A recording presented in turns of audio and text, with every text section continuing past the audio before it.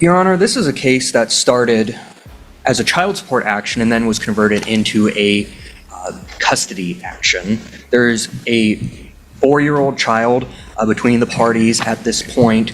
The child has lived the majority of his life up until these proceedings with the mother.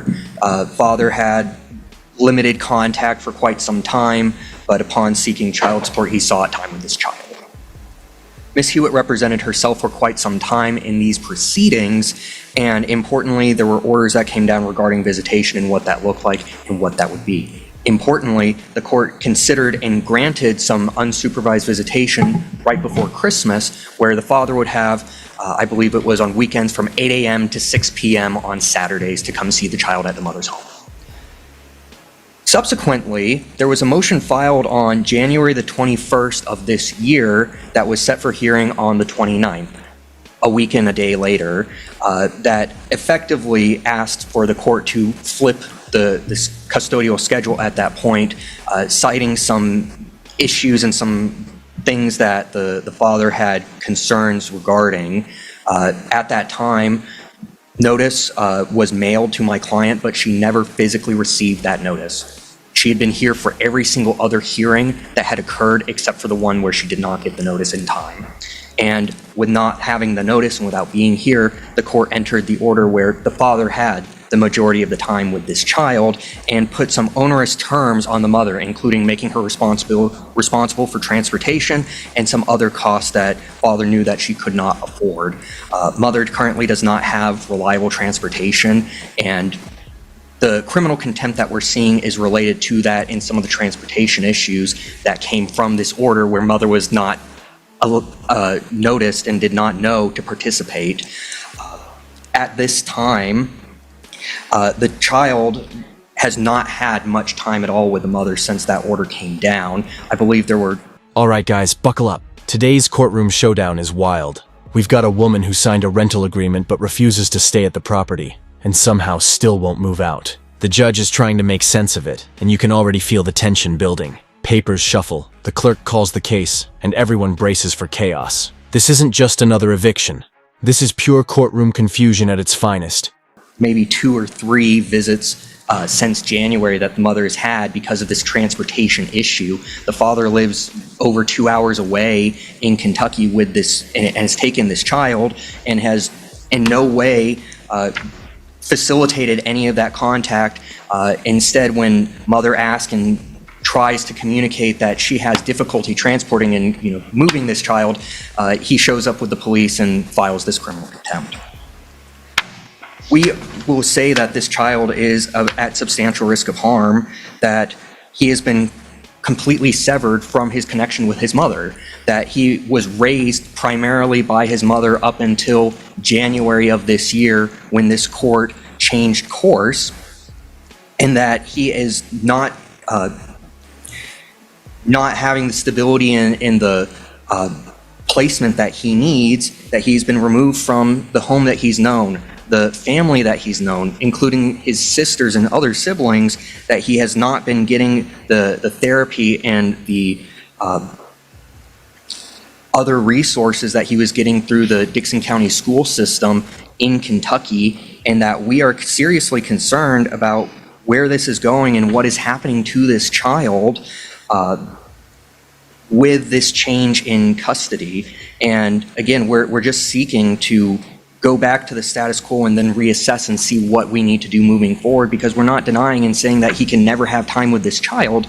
We're just saying that this change is too much and too fast for this child that does have some developmental delays and does have some other issues. Ultimately, father set mother up for failure unilaterally at that hearing on January the 29th, and now, in addition to the motion for criminal contempt, they filed a motion for a parenting plan, where if you read their proposed parenting plan, it gives father 365 days with this child and mother 0. They are trying to control the situation and take this child away from the mother. And I am not disputing that it was mailed or not mailed. We don't know, but what we can say is that mother never received this notice. She was not participating in that hearing, and ultimately we're seeking this child to be able to return to mother. Now, right from the start, she comes in with an attitude. You can hear it in her tone. Defensive, dismissive, like she's the victim of some grand conspiracy. The landlord's attorney lays out the timeline, showing receipts, text messages, and everything. But she's not having it. She interrupts every few seconds, rolling her eyes like the courtroom rules don't apply to her. The judge gives that look. You know the one. Ma'am, calm down, or this ends badly. Because there have been no substantive issues that have brought about this change in custody. Deal first with the motion to reconsider this case for some of the history. This case initiated, as was pointed out, by a petition to establish paternity and for support. That complaint to establish was filed in September of 2024. An order went down in November of 2024 to establish paternity and to establish a child support obligation. And from that point, and in fact, I think I'm the one who signed the order of confirmation of that. Then, following that, there was a petition to establish visitation that Mr. Fenton had filed, and that came before the court, and we ended up having a hearing, and there was order of visitation that went down.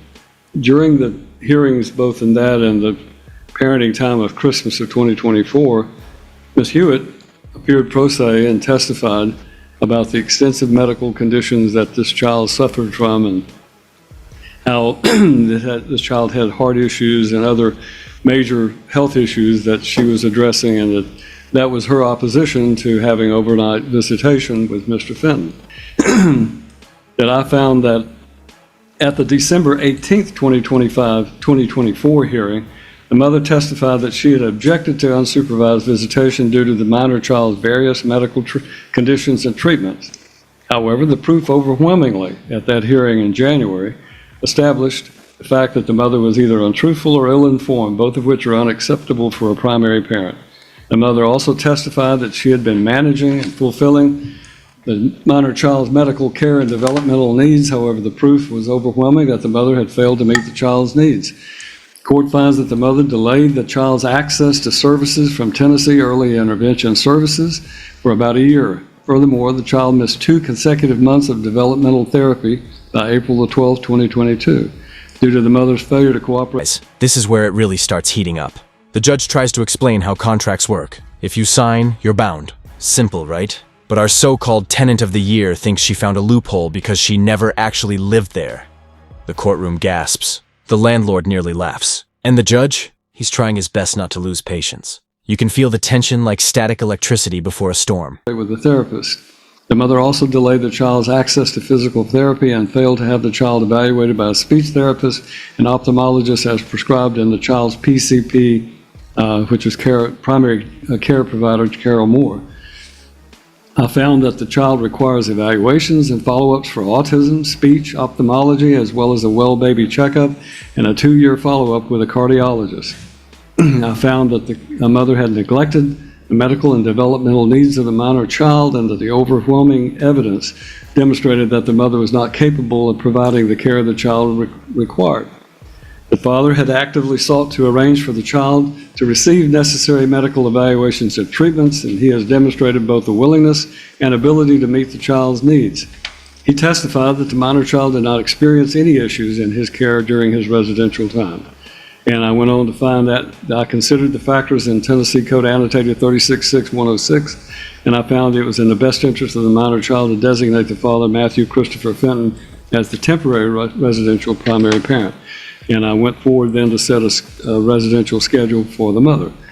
That is the order that I entered. That is the order that, in my opinion, should be upheld. And I am I'm not going to grant the motion to reconsider because, in my opinion, proper notice was given, and there was a factual basis for the rulings that I made at that time. I will then overrule the motion to reconsider and move on to the motions for contempt. I'd actually take him with me. Okay. So the first 90 days, you were to have supervised visitation at Miss Hewitt's home. Is that what you stated? Yes. And and what time from what time was that? From 12 to 9. 12 to 9.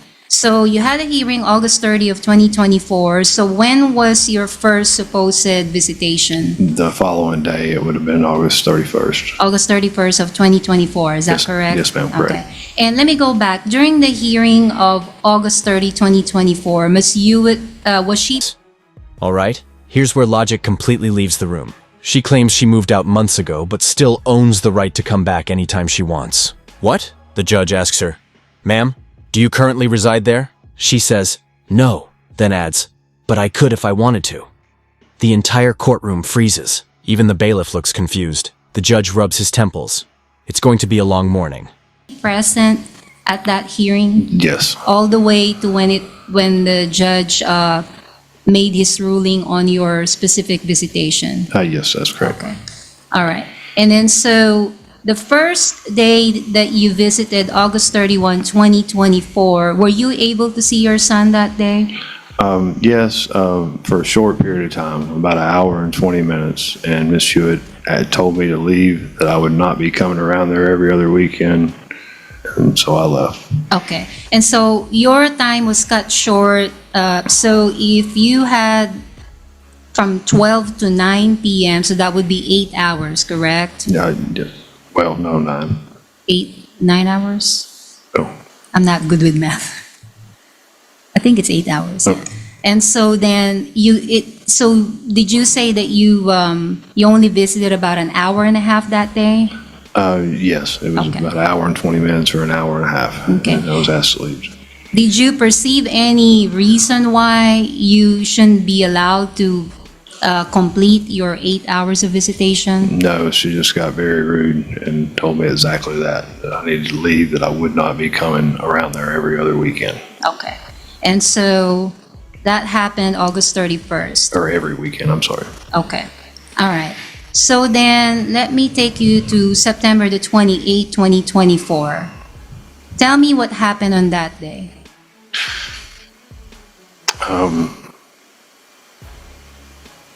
Let's see, August What was 31st. the date again? I'm sorry. Was that, September 28th, 2024. Did you send her, did you let her know that you were going to arrive? yeah, I let To her her know I was home? going to arrive, and she had messaged me and said that it was her stepmother Connie's birthday, and that she was be going to her father's for that, and wanted me to reschedule my visitation for the following weekend.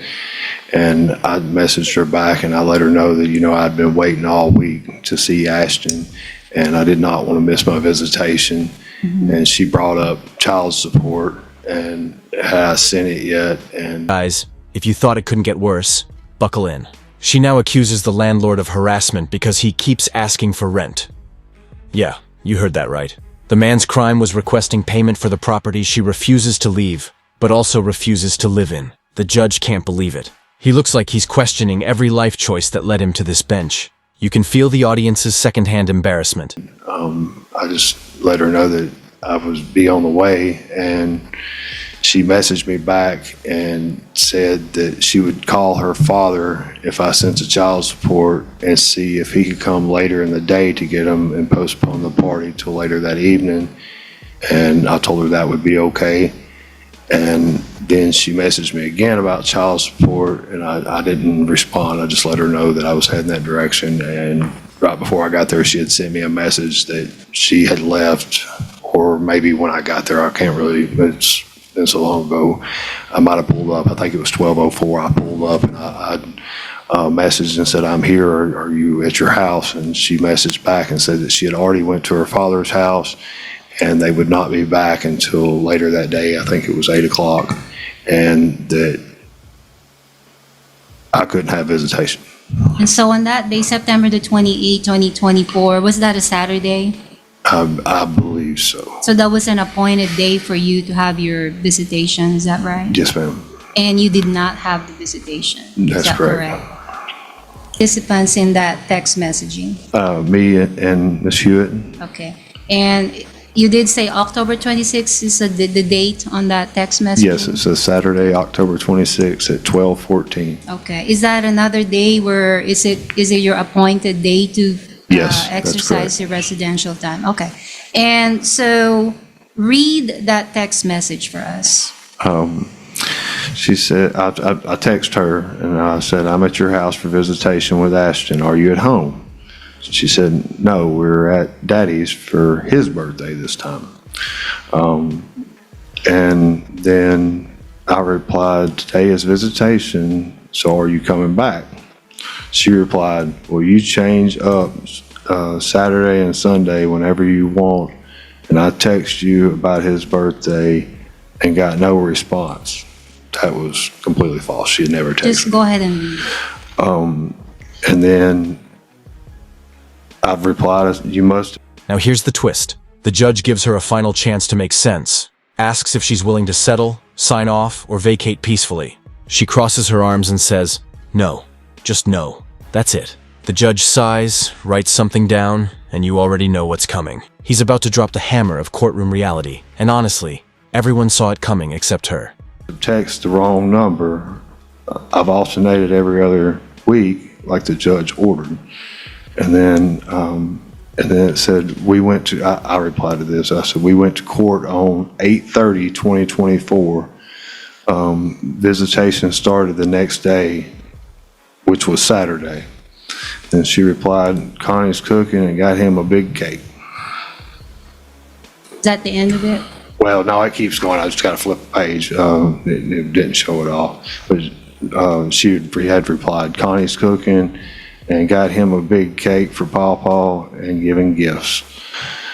And she said, I'm sorry, but I text you and you weren't at Daddy's for his birthday. That text you that we were at Daddy's for birthday. And then I said, I replied, that's no excuse, it's contempt of court. She replied, no, it's not. We had a prior engagement and I text you. And then she replied again, we have had lives over 3 years without you and still do. Stuff comes up, that's life. And then I replied, I'll file contempt of court on Monday and see what the judge thinks about it. And she said, okay. And then she sent me a thumbs up. Okay. So Judge, I will play Is it an audio recording? a video recording. Video. So do you recognize that? Yes, ma'am. And where is that taken? That is at Amy's house, right And directly. who was taking that? I was, because I pulled up and I got I'm just it. asking who took that? Oh, I took the Okay, video. don't explain. And then what time of the day did you take that? Was it at the beginning of your visitation? Yeah. At the beginning of your Right at 12 visitation. o'clock, as soon as I pulled up, yes. Okay, right at 12 o'clock.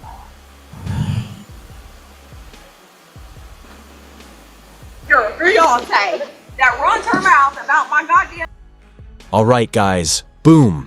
The judge rules against her. Eviction granted. She stands up yelling about unfair treatment, corruption, and false documents. The judge calmly says, ma'am, this is my courtroom, not your social media. Ouch. That line hits harder than the gavel. You can tell the audience is trying not to laugh. The landlord just wants to go home, and the bailiff steps in before she says something she'll regret. Daughter and shit. No.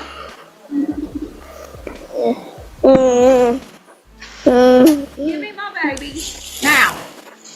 I'm here for my visitation, Amy. Yeah. Not grab your brother. Grab your brother.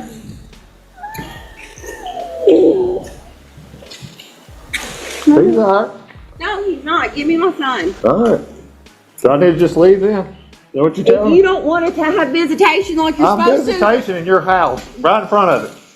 that's not my fucking house. This is your house right here. That's not your truck. My truck is in front of your house. It's not my house. All right, we'll take that. Explain what was happening in that situation there. I pulled up, I knocked on the door for visitation at 12 o'clock. Miss Hewitt was in the back room. When you walk in her house, you go to the living room and then there's a hallway, and she was in the very back room in her bedroom. I'm assuming because she had walked out that way. But her daughter had answered the door, Sophie, Ashton's sister, and it was a nice day, we always went outside to play in the yard, or I would take him to the park that's just walking distance down the road. I had been teaching him to climb those stairs because he has physical developmental delays, is what they called it at that time, but he was just kind of learning to walk at 3 years old. His feet turned in really bad. He didn't have a lot of muscle strength, so every time I would teach him to climb those stairs, there's 10 all the way to the top, we'd count as we go up, and then he really enjoyed getting in my truck, and he would play with the buttons, and he liked the horn, and so that was a normal routine. When I got him, he'd be waiting at the door, grabbing his shoes, ready for me to put him on and take him outside. And Miss Hewitt had just come out of the back room, and by the time I made it to the top of the steps, made it to the truck door, and I opened it, she came out irate, and she had said a few things before, and I just grabbed my phone and started recording at that time. Is it true that you exercise your visitation in your truck? I mean, it was never a problem for him to go, but no, I did not exercise the visit. Now let's talk aftermath. She storms out of the courtroom, muttering under her breath, calling everyone liars. Outside, she tells reporters she won the case. Yep, in her own world, she's undefeated. Meanwhile, the official record shows she lost on every count. The internet later digs up her past filings. This isn't her first courtroom rodeo. Apparently, she's made a hobby out of suing people she disagreed with. In my truck. Typically, it was in her house, especially if it was a rainy day or if it was sunshine. We would go outside to play. There's not a whole lot of area to play there, but about 500 feet down the road, there is a little park area. And most of the time, it would be me and Sophie would take him down to the park. Okay. Or Asia might have been there at that time as well, my fiance. And who was she directing to grab her child? that was Sophia that was up there, ran past. I was holding Ashton in my arms. And then who grabbed or who took Ashton from your arms? Miss Hewitt came up Okay. and took him out of my arms. Okay. And so after that encounter, were you able to have visitation that day? No. So you just left? Yes, ma'am. I just have a few questions about some of these incidents that you mentioned and some of the things that happened. You mentioned this alleged incident that happened on August 31st where you showed up, you saw your child for a short time, and then Miss Hewitt told you to leave. Is that right? Yes. But you don't have any proof of that beyond your testimony here today, do you? No, sir. And you were allowed to see this child, and you did see that child on that day. For an hour and 20 minutes. That's correct. And on September the 28th, we see the messages in the back and forth. She had messaged you previously to try to reschedule that, and you just didn't reply to her. Isn't that correct? No, that's not correct. I did reply. Okay. But she had discussed rescheduling that date with you, and you just weren't having it. I had to leave out of town the next day, so I could not reschedule for my job. But that visit, you were later able to make that up and have that time with your son. No, sir. Your testimony here. Guys, this is where it turns from comedy to chaos. Turns out she tries to re-enter the same property days later. The landlord calls the cops, shows the eviction order, and she's escorted off the property again. Online forums light up, people calling her the Karen of contracts. Even local news covers it. She becomes a viral sensation for all the wrong reasons. Today is that you never were able to make up the September 28th visit. You never offered you other time outside of what you were court ordered to let you make up that time. Yes, she wanted me to come the following weekend, but like you stated earlier, it's 2 to 2.5 hours from my house, so you're talking a 5-hour round trip. I work. So she offered you an alternative and you said no. Yeah.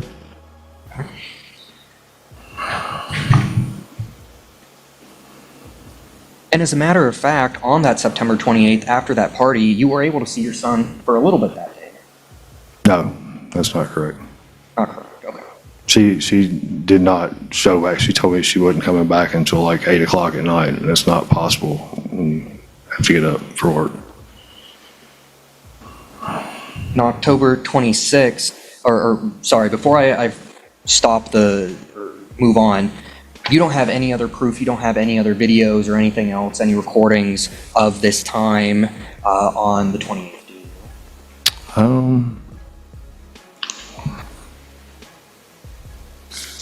You don't have them here today. No, I don't have them submitted as evidence. That's correct.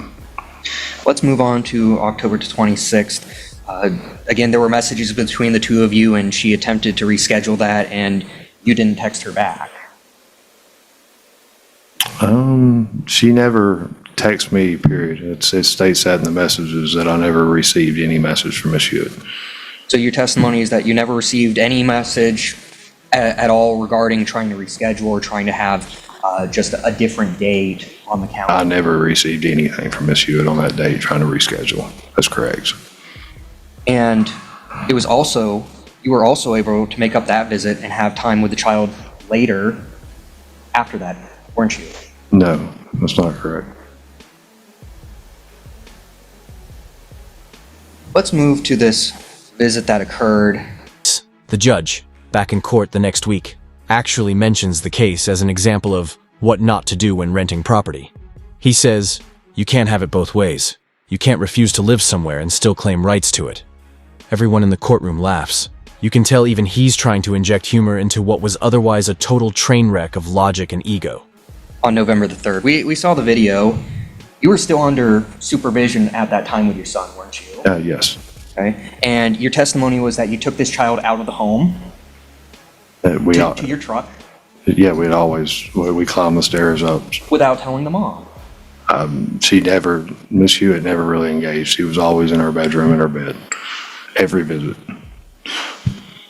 So on this November the 3rd visit, you take this child that's supposed to be supervised during this visitation out of her home and you place him in your car, and that's when this altercation occurred. No, we walked up the steps. I walked to my truck to grab a water or something out. He was not placed in the car. She walked out as soon as I made it to the truck. Sophie, his sister, was directly beside us. Is she an adequate person to supervise these visits? She was the only one that was there for most of the visits. Like I said, Miss Hewitt was always in her bed in the back bedroom.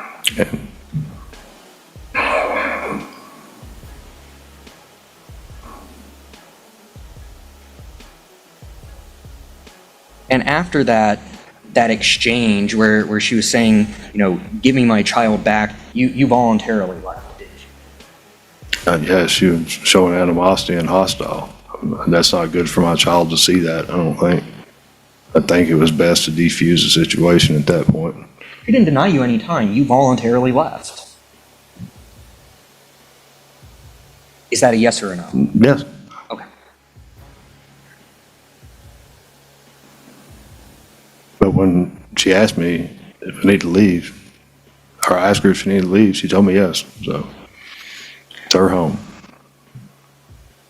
You never provided any text messages for that September the 28th when your lawyer asked you and you testified that you had offered for him to stay and things of that nature. Do you have any text messages to show that? To show what? You testified that you sent him some text messages. Thank you. I mean, we sent a lot of text messages, so. But you didn't bring those here today, did you? I mean, I've got them printed out and on my phone.